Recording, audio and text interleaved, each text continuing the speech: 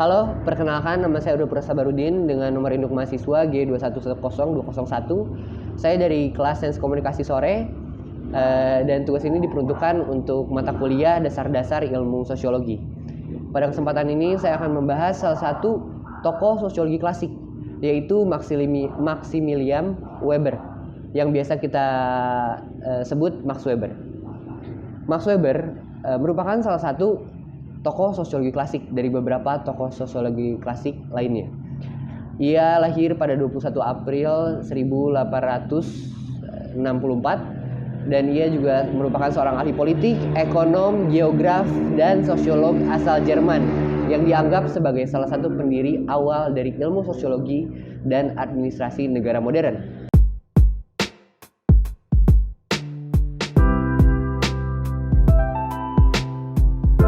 Materi pertama yang akan saya bahas di sini adalah relevansi antara kapitalisme serta Max Weber. Faktor-faktor yang mempengaruhi relevansi antara kapitalisme dan Max Weber, yang pertama adalah proses modernisasi Eropa.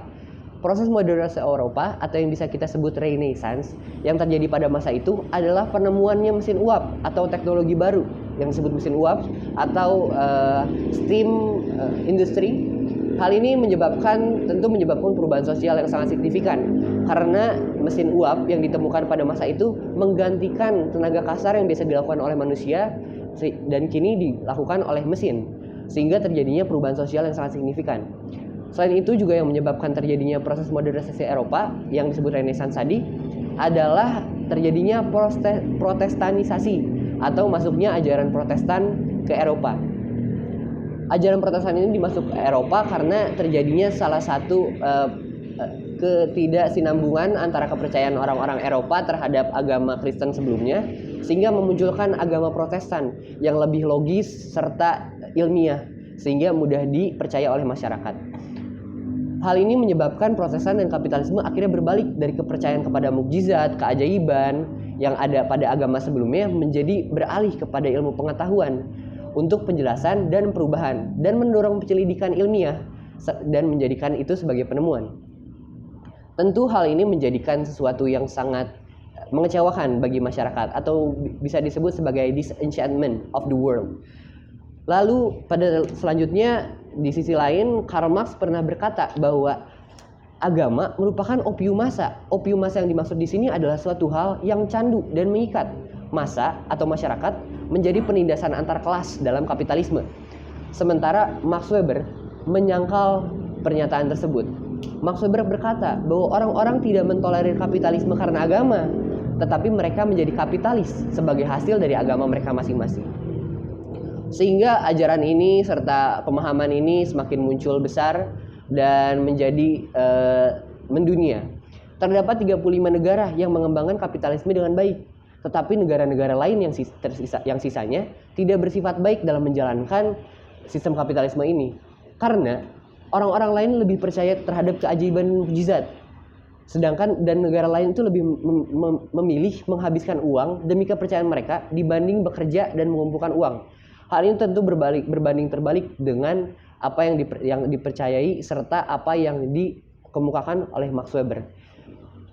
Semua penjelasan ini juga berdasarkan dari salah satu buku Max Weber karyanya, yaitu The Protestant Ethic of the Spirit of Capitalism.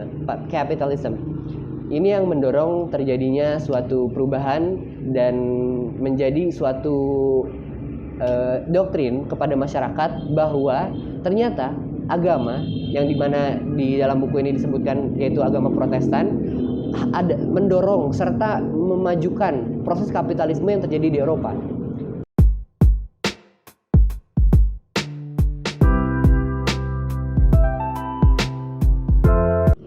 Max Weber merupakan pewaris jenius universal. Jenius universal ini maksudnya adalah di mana seseorang dapat mengerti dan ahli terhadap berbagai ilmu pengetahuan.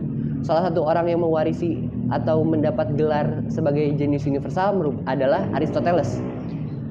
Sebelum Weber, objek kajian tentang sosiologi merupakan masyarakat, institusi sosial, serta lembaga masyarakat lainnya. Tetapi setelah Weber masuk ke dunia sosiologi, Objek kajian sosiologi merupakan tindakan individu yang penuh arti makna terhadap individu, yang mengubah kajian objek kajian yang tadinya makro menjadi mikro. Bagaimana bisa kita mempelajari masyarakat sementara masyarakat sendiri berisi kumpulan individu dengan pemikiran dan perasaan yang berbeda-beda? Itu yang dikatakan Max Weber. Selanjutnya kita akan membahas tentang tindakan sosial, teori tindakan sosial. Tindakan sosial adalah tindakan individu yang tertuju atau memiliki makna terhadap individu lain, atau bisa kita katakan sebagai tindakan individu yang berdampak terhadap individu lain. Di sini kita mendapatkan 3 kata kunci, yaitu memiliki makna, tertuju, serta berdampak terhadap individu lain. Tindakan sosial dan tindakan individu itu berbeda. Tindakan sosial itu merupakan hal yang mencakup orang banyak, tetapi juga mempelajari tindakan individu. Sedangkan tindakan individu hanya membahas tentang suatu individu, perasaannya ataupun pemikirannya. Hal ini lebih terkait terhadap ruang lingkup ke psikologi dibanding sosiologi.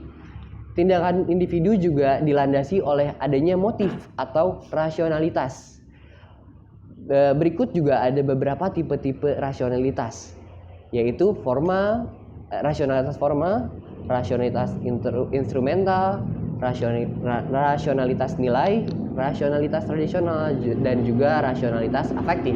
Sekian pemaparan saya atau penjelasan saya tentang salah satu tokoh sosiologi klasik, yaitu Max Weber.